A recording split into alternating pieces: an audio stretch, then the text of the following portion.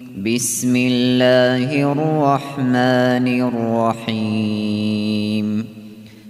Eng şefkatlik, eng mehriban Allah'ın ismi bilen başlayman.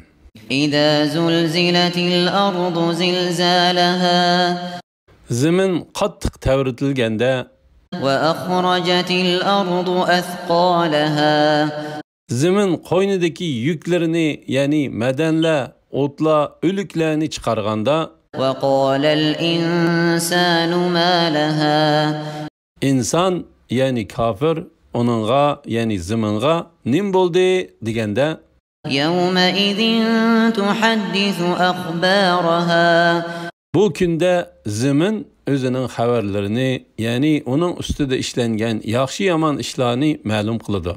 بأن ربك أوحى لها Uning ma'lum qilishi Rabbining uni shunday qilishga amr qilganligidandir.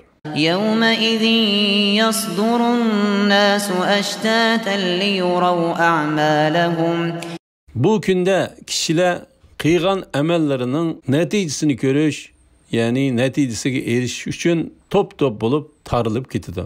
فمن يعمل مثقال ذرة خيرا يره Kimiki zarrachilik yaxshi ish qiladi ekan, uning mukofotini ko'radi.